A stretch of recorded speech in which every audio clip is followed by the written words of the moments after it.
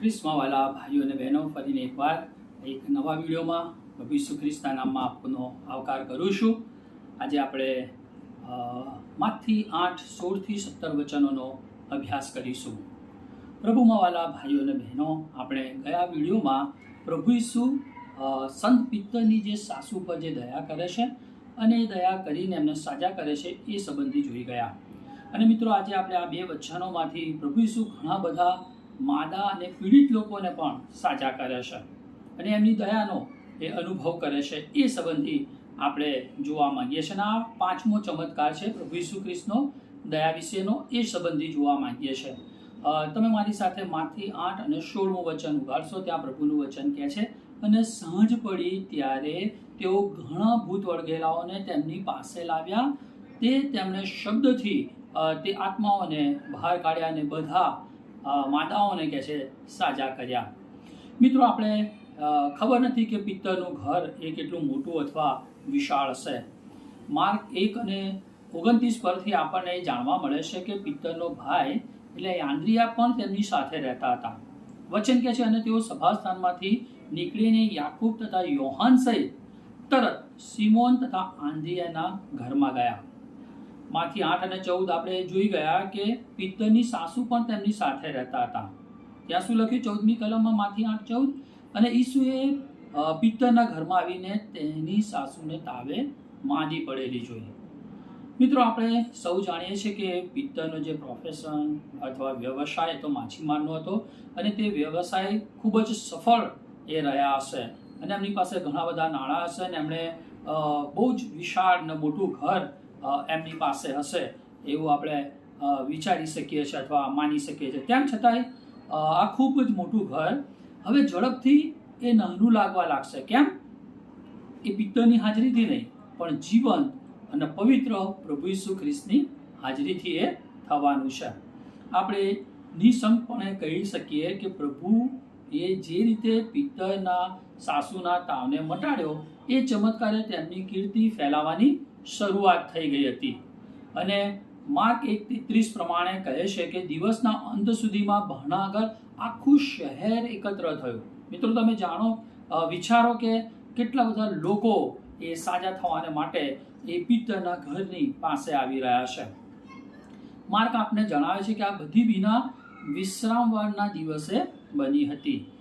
એ ક્યાંથી જાણવા મળે? તો માર્ક 1:29 લખ્યું છે એ પ્રમાણે તેઓ સભાસ્થાનમાંથી નીકળીને યાકૂબ તથા યોહાન તરત એટલે યોહાન સહિત તરત સિમોન તથા આંદ્રિયાના ઘરમાં ગયા. એ વાત સ્પષ્ટ છે કે પ્રભુ પિત્તરની સાસુને સાજી કરીને તેમની સેવાનો આનંદ માણવા માંગતા હતા. ત્યારે કહે છે તે વિશ્રામવારનો દિવસ હતો. લોકો તેમની જરૂરિયાતો માટે પ્રભુ ઈસુ ખ્રિસ્તની પાસે આવતા હતા અને પ્રભુ ઈસુ પાસે લાવવા માટે સૂર્યાસ્ત થયા ત્યાં સુધી લોકો રાહ જોતા હતા. અને તેથી માંથી આપણને કહે છે કે સાંજ પડી ત્યારે તેઓ ઘણા ભૂત વળગેલાઓને તેમની પાસે લાવ્યા અને તેમણે કહે છે શબ્દથી આત્માઓને બહાર કાઢ્યા અને બધા માદાઓને સાજા કર્યા. પ્રભુ ઈસુ ખ્રિસ્તના સ્પર્શ સાથે શબ્દોમાં પણ અદ્ભુત નજાયબ જેવું પરાક્રમ રહેલું છે. હવે આ તે છે જ્યાં આપણે આપણા તારણહારની દયાનો વધુ વિસ્તૃત દ્રષ્ટિકોણ એ આપવામાં અહીં આવેલો છે. પ્રથમ આપણે એક વ્યક્તિ માટે ઈસુની દયા જોઈ કે જ્યાં પિત્તરની સાસુના તાવમાંથી એમને સાજા કર્યા. અને હવે અહીંયા બીજી વસ્તુ કે માંથી આપણને ઘણી ગંભીર જરૂરિયાત સાથે પ્રભુ ઈસુ ખ્રિસ્તની પાસે આવતા આપણે જોઈ શકીએ છીએ. અને એ લોકોની જે પણ જરૂરિયાત હતી પ્રભુએ પૂરેપૂરી રીતે પૂરી કરી અને એ પણ આપણને અહીંયા જોવા મળે છે. લુક 4:40 લુક આપણને જે કહે છે કે તેમણે તેઓ માના દરેક પર હાથ મૂકીને તેઓને સાજા કર્યા. હવે પ્રભુ ઈસુ કફરનહૂમમાં પિત્તરના ઘરે જે ચમત્કારો કર્યા તે તેમણે સમગ્ર ગાલિલમાં પણ કર્યા. જો કોઈ વ્યક્તિને ભૂત વળગ્યું હોય ને તો તેને કાઢ્યું. જો તેઓને તાવ હતો તો તેમણે તાવ પણ મટાડ્યો. જો કોઈ લકવાગ્રસ્ત હોય તો તેઓના લકવાને દૂર કર્યો. કદાચ કોઈ અંધ હોય તો તેઓને દ્રષ્ટિ આપી. કદાચ કોઈ સાંભળી શકતા નથી, બહેરા હતા તો તેઓને સાંભળતા કર્યા. જો કોઈને રક્તપિત્ત હોય તો તેઓને એ રક્તપિત્તમાંથી એમને શુદ્ધ કર્યા. દરેકને તેમણે હાથ મૂક્યો અને દરેકની જરૂરિયાતોને એ સંપૂર્ણ રીતે પૂરી કરી. અને આ પ્રભુ ઈસુ ખ્રિસ્તની અપાર દયા અને જોઈ શકીએ છીએ કે ખાલી એક વ્યક્તિ નહીં પણ દરેક વ્યક્તિ પર પ્રભુ દયા કરે છે. તેમણે વિવિધ જરૂરિયાતો ધરાવતા વિવિધ લોકો માટે વિવિધ રીતે એ તેમની દયાને દર્શાવે. એના બહુ અગત્યનું છે. અને આપણે પણ પ્રશ્ન કે શું તમે આના પરથી એ સમજી શકો છો કે પ્રભુ વ્યક્તિગત રીતે પણ તમારી પર દયા કરી શકે છે. પ્રભુની દયાથી કોઈ બાકાત એ રહી શકતું નથી. પ્રભુની પાસે જવું એ અગત્યનું બની રહે છે. અને સાથે તમે દરેક વ્યક્તિની જરૂરિયાતને પણ તમે પ્રાર્થનામાં પ્રભુની સમક્ષ લાવી શકો છો. કોઈ બીમાર તમે જુઓ છો તો તેને પ્રભુની દયા મળે માટે તમે એને પ્રાર્થનામાં પ્રભુની પાસે લાવી શકો છો. તમે એના ઘેર જઈને મુલાકાત કરીને તેના માટે પ્રભુની દયાને માટે પ્રાર્થના કરી શકો છો. મિત્રો, કેટલાક પ્રશ્નો કરીએ. શું મિત્રો તમે માનો છો કે ઈસુની દયા કોઈ પણ અશુદ્ધ આત્માને બહાર કાઢવા માટે પૂરતી હતી? તો પછી શું તમે એમ પણ નથી વિચારતા કે તમે જે કસોટી ભર્યા સંજોગોમાંથી અત્યારે પસાર થઈ રહ્યા છો તેમાં તમને મદદ કરવા માટે એ જ દયા પૂરતી છે? શું તમે એવું માનો છો કે ઈસુની દયા રક્તપિત્તના માણસને સંપૂર્ણપણે સાજા કરવા માટે પૂરતી છે? તો પછી શું તમે એ પણ નથી વિચારતા કે આ જ દયા તમને દુઃખદાયક જે ભૂતકાળ છે એના તમામ નુકસાનમાંથી સાજા કરવા માટેની પૂરતી એ દયા બની રહેશે? શું તમે એવું માનો છો કે ઈશ્વરની દયા એ અંધ લોકોને દ્રષ્ટિ આપવા માટે પૂરતી છે? તો પછી શું તમે એ પણ નથી વિચારતા કે આપણા પ્રભુની આટલી મોટી વિશાળ દયા તમને મુશ્કેલ નિર્ણયો લેવા માટે અને તમને યોગ્ય પસંદગી કરવા માટે જરૂરી ડાપણ આપવા માટે પૂરતી છે? મિત્રો, આવા દયાળુ ઘેટા પાળક જેમ કે ઈસુની તમારી રક્ષા કરે છે અને તમને માર્ગદર્શન દોરવણી આપે છે. ગીતશાસ્ત્ર 23:6 એ ગીતકર્તાના શબ્દો એ તમારા પોતાના તરીકે એ દાવો કરી શકો એમ છો. વચન શું કહે છે? ગીતશાસ્ત્ર 23:6, નિશ્ચય મારી જિંદગીના સર્વ દિવસો પર્યંત ભલાઈ તથા દયા એ મારી સાથે આવશે. બહુ અદ્ભુત, અજાયબ, ખાતરીદાયક અને દાવો કરવાનું આ વચન આપણને અહીંયા જોવા મળે છે. તમે તેમની પાસે જાઓ અને તમારી તરફ તેમની મહાન દયા બતાવવા માટે તેમને પૂછો. તે માટે તે રાહ જોઈ રહ્યા છે. પ્રભુ મહારાજ તમારા માટે રાહ જોઈ રહ્યા છે કે આપણે એમની પાસે જઈએ ને એમની પાસે દયાની એ માંગણી કરીએ. અને મિત્રો, આપણે જીવનના દરેક સંજોગો, દરેક પરિસ્થિતિમાં એ રીતે પ્રભુની પાસે જવાની જરૂર છે. પ્રભુ તેમની પાસે આવનાર દરેક વ્યક્તિ પ્રત્યે વ્યક્તિગત દયા બતાવવાને માટે તેઓ તેમની દયામાં પૂરતા પ્રમાણમાં એ મહાન ઈશ્વર છે. તે તેમની દયાનો અદ્ભુત રીતે વ્યાપક દ્રષ્ટિકોણ છે. મિત્રો, પ્રભુ ઈસુની દયા ખરેખર કેટલી વ્યાપક અને વિશાળ છે તે અંગે આપણે સૌથી આકર્ષક દ્રષ્ટિકોણ મેળવી શકીએ છીએ તે અહીં છે. આ તે છે જ્યાં આપણે જોઈએ છીએ કે પ્રભુ ઈસુની દયા છે. પ્રભુ ઈસુના શબ્દમાં પણ અજાયબ જેવું પરાક્રમ રહેલું છે એ આપણે જાણીએ છીએ. 17મું વચન જોઈએ તો આ પ્રમાણે લખ્યું છે, એ માટે કે યશાયા પ્રબોધકે જે કહ્યું હતું તે પૂરું થાય કે તેણે પોતે આપણી માંદગીઓ લીધી અને આપણા રોગ ભોગવ્યા. મિત્રો, આપણે આ છેલ્લી કલમને સમજીએ તે પહેલા હું તમને જે કહેવા માંગુ છું કે માથી એક યહૂદી વ્યક્તિ હતા અને તેમણે યહૂદી વાચકોને યહૂદી રીતે લખ્યું. જે યહૂદી શાસ્ત્રો પહેલેથી જાણતા હતા તેઓ વધારે સારી રીતે સમજી શકે માટે યહૂદી રીત પ્રમાણે એમણે લખ્યું. હું જ્યારે આ કહું છું ત્યારે એટલા માટે કે માથી હવે આપણને જે કહે છે તેનો ઉલ્લેખ અન્ય સુવાર્તામાં આપણને જોવા મળતો નથી. અહીં એવું કંઈક છે કે જે યહૂદી વાચક તરત જ એ વાતને સમજી શકે અને એ વાતને એ લોકો ઓળખી શકે. માથી આપણને જે જણાવે છે કે શા માટે પ્રભુએ આટલી વિવિધ રીતે તેમની દયાને એ દર્શાવી.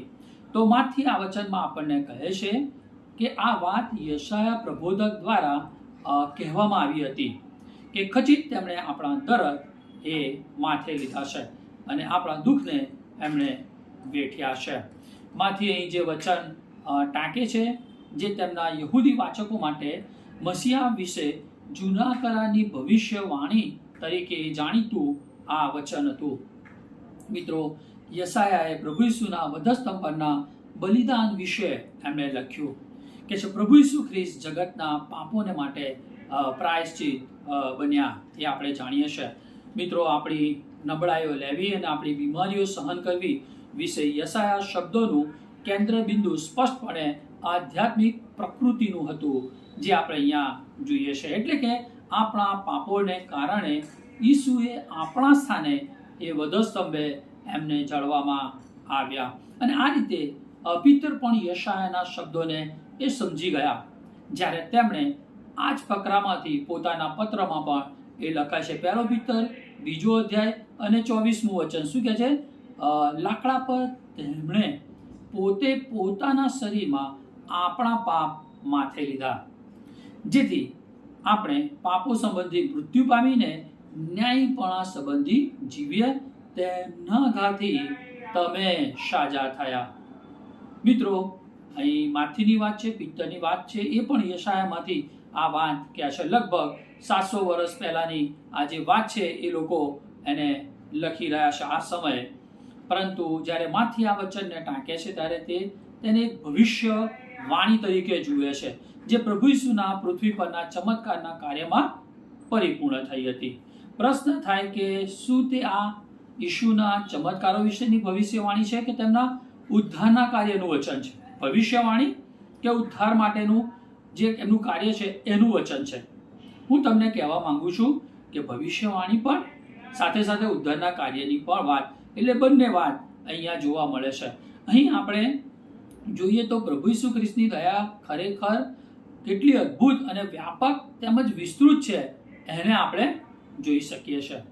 મિત્રો, અહીં યશાયાના શબ્દોની મૂળ ભાષામાં હિલિંગનો વિચાર એ ધરાવે છે. સાજાપણાની વાત. યશાયા કહે છે ખચિત તેમણે આપણા દરદ માથે લીધા છે અને આપણા દુઃખને વેઠ્યા છે. અહીં દુઃખ માટેનો ખરેખરો જે અર્થ એ તો બીમાર અને પીડા એવો થાય છે. યશાયા શારીરિક માંદગી અને વેદનાની ભાષામાં વાત કરે છે જે પાપના ગંભીર પરિણામને પણ વર્ણવે છે કે જેમાંથી ઈસુએ આપણને છોડાવ્યા છે. જ્યારે માથીએ કહ્યું કે આપણી માંદગીઓ લીધી ને આપણા રોગને ભોગવ્યા, ત્યારે તે યશાયાના શાબ્દિક શબ્દોમાં એ સાચા હતા. મિત્રો, માનવીય જીવનમાં આ બધી બીમારી અને પીડા આખરે ક્યાંથી આવે છે તેને જોઈએ તો એદનવાડીમાં આપણા આદિ માતા પિતા આદમ ને હવા એમણે જે પાપ કર્યું એના પરિણામ રૂપે આ બધું માનવ પરિવારમાં દાખલ થયું છે. જ્યારે આદમ હવાએ પાપ કર્યું ત્યારે તેમના તમામ સંતાનો પણ એ મૃત્યુનો શાપનો ભાગીદાર બન્યા. મિત્રો, આપણે બધા આદમના પાપમાં પડ્યા અને પરિણામે આપણે બધા એ પીડાઓ, માંદગીઓ અને માનસિક યાતનાઓ એ ભોગવી રહ્યા છે જે મૂળ એ પાપનું પરિણામ છે.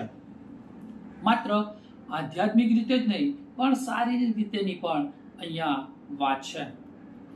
પરંતુ મિત્રો, અમુક જે બીમારી છે એ ઈશ્વરની ઈચ્છા અને એમના મહિમા માટે પણ હોય છે. દાખલા તરીકે અયુબને જે બીમારીઓનો અને જે તકલીફો, યાતનાઓનો એમણે સામનો કર્યો, અલ્ટિમેટલી એમણે ઈશ્વરને મહિમા આપ્યો.